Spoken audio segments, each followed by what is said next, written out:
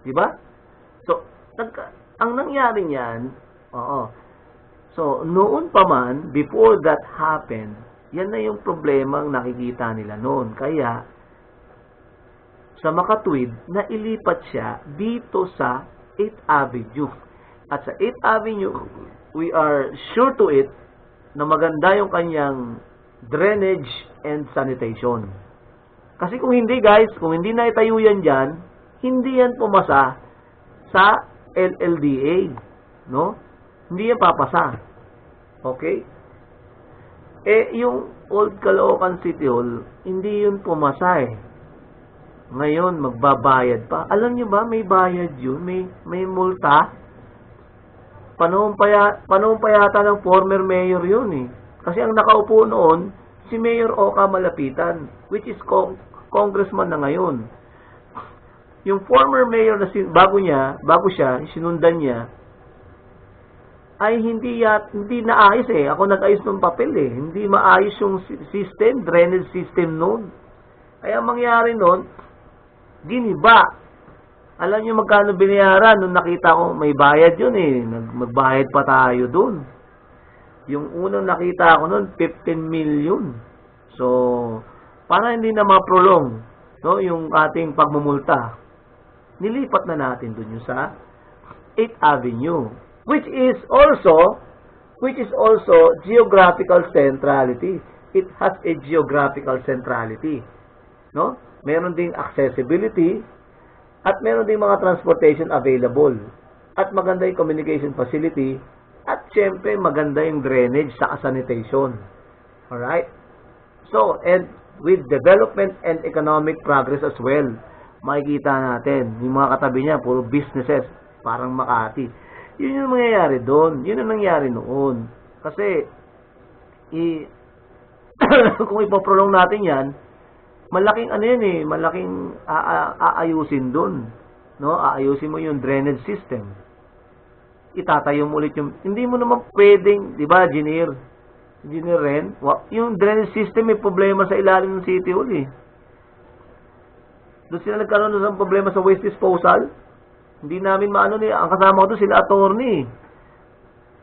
Mga attorney, may leak no? May leak kasi hindi na naayos. Siguro, sa katagalan na rin. Kasi tagal na yan, di ba, engineer Ren? Panahon pa nila yan eh.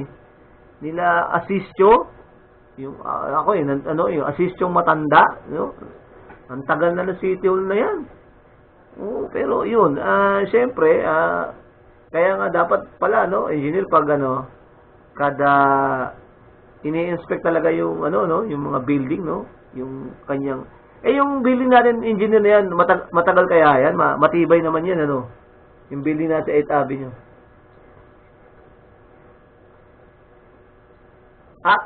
Maintenance ang kailangan. Naku. Buti yung elevator may maintenance naman yan, di ba? Oo, kasi, kamukha niyan. Ito, sabihin ko sa iyo, tuta, dito na tayo. University of Caloocan City, meron tayong elevator dyan. Diba? Sa luma. Kaso, syempre, makukulit yung mga bata eh. Yung mga batang estudyante, dati, naglulundagan sa elevator. Sabi ko nga, ba't ka tumatalon dyan? Ngayon ko lang ba nakakasakay ng elevator? Akala mo, hawla. Nagtatalon sa elevator, ayun, hanggang masira. Nasira yung elevator sa UCC. Kung ikaw isasakay ka lang at lalabas, sasakay, papasok, lalabas, hindi masisira yun. May mga lukulukong bata, Diyos mayo. Papasok, tumatalon. Yung sira agad. Isa pa yung kasi, ang kasi niyan, ang dami kasing tao. Yan, kamukha sa lugar na yan, sa carousel, marami kasing tao dyan eh. So, yung iba... ganun, putya na yan. Oo. Tamo. Dapat metal, no? Tapos, yung capacity nun, ang dami nyo, Diyos mayo, ang daming tao sa may carousel, pag uwi yan, pag rush hour.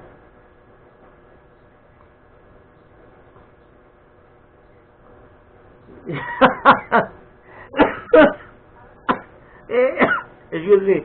Dito ka sa, dito ka sa, di ba, engineering, di ba, dito, di ba, yung slide, di ba, mababa na nga yun, pinababago pa natin, di ba?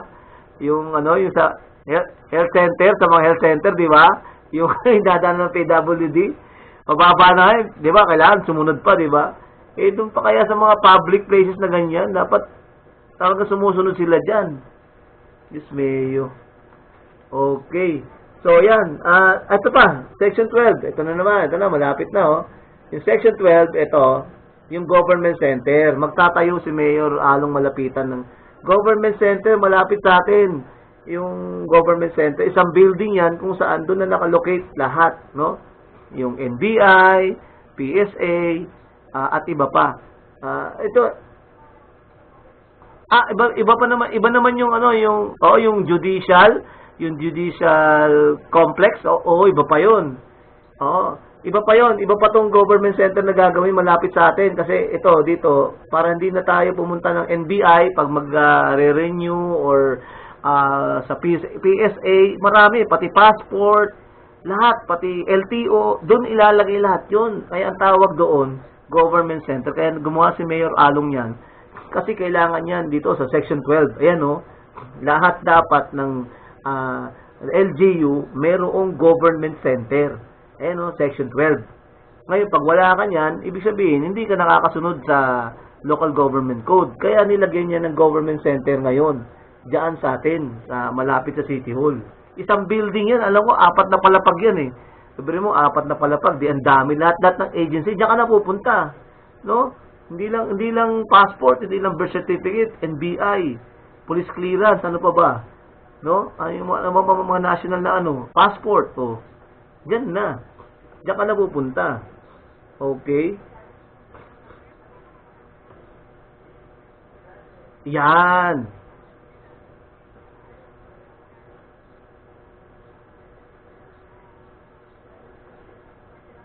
Yes. Cheryl sa inyo. Yun. Kalinga,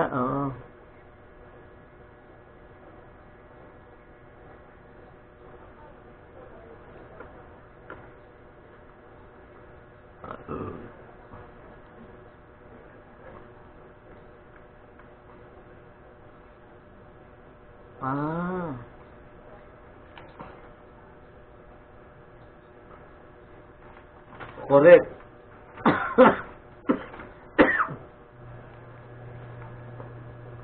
Yes.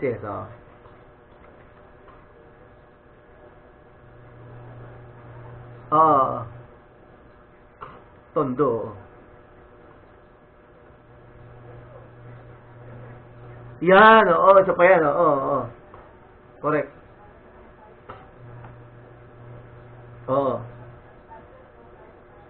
Yun.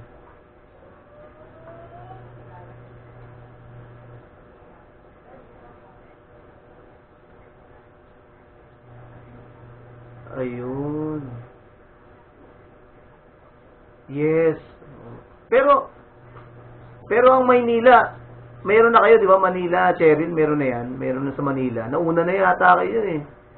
Di ba? Oo.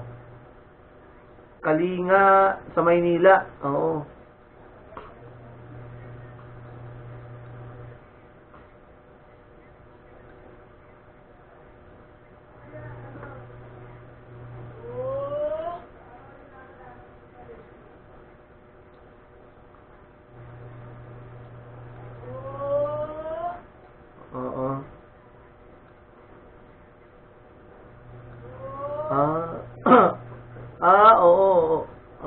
Kasi, di ba, sabi nga natin, general welfare yan eh. Bawat LGU, general welfare eh. Kailangan, kung gusto mo makakuha doon, yan, kamukha ng ginagawa sa inyo, Cheryl, no? May kakilala, siya na lang kunwari kukuha na no? Ganun nangyayari. Mangyayari yan kung magaganda kasi yung serbisyo ng city, no? Siyempre, dito wala, pupunta dyan, no? Doon wala, pupunta dito.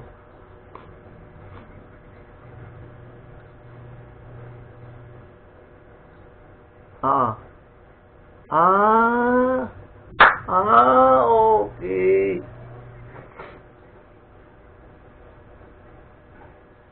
Oo.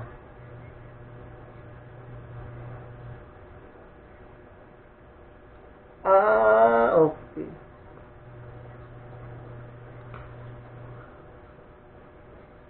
Oo. Ibig sabihin, mag- okay. Magsasabay pala tayo ng Manila sa Caloocan sa pagtatayo ng government center. Kasi, ang hirap kasi, no, pupunta ka ng ano, hiwa-hiwala yung pupuntahan mo eh. Kailangan mong kumuha ng birth certificate. Kailangan mong kumuha ng NBI. Kailangan mong kumuha ng police clearance. Kailangan mong pumunta ng kumuha ng passport. Hiwa-hiwalay, di ba? Sige. Mike, go ahead.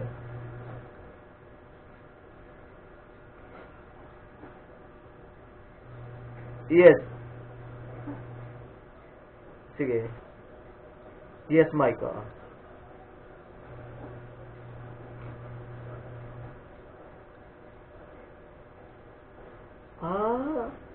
Marikina.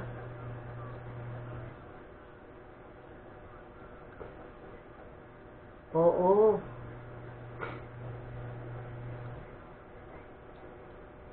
Okay. Oo. Yun. Yung sinasabi ko. Oo. Oo, yan. Tama. Correct. Oo.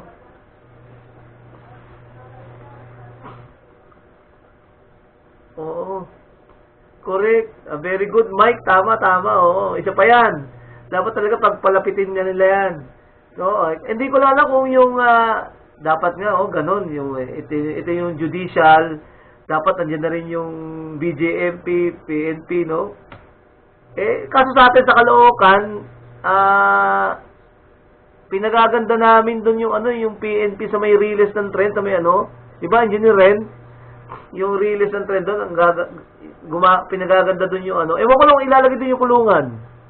Yung BJMP, ililipat doon ng NPD. Hindi ko lang alam Kasi dito, ang NPD, hiwalay, no? Malayo dito. NPD, tapos BJMP, tapat, tapos yung judicial complex na may 10th Avenue. Dadali mo pa rin yung mga, bibistahin, no? Yung mga, dapat, tama yun, dapat siya. Rochelle, yes, go ahead, Rochelle. Si Rochelle, yes, Rochelle, go ahead. Yes, Rochelle.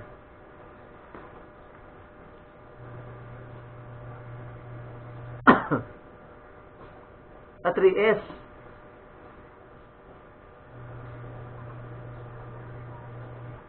Oo.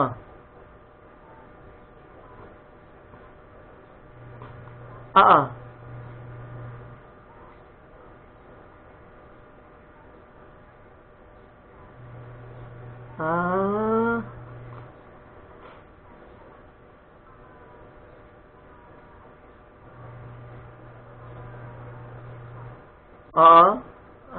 Okay.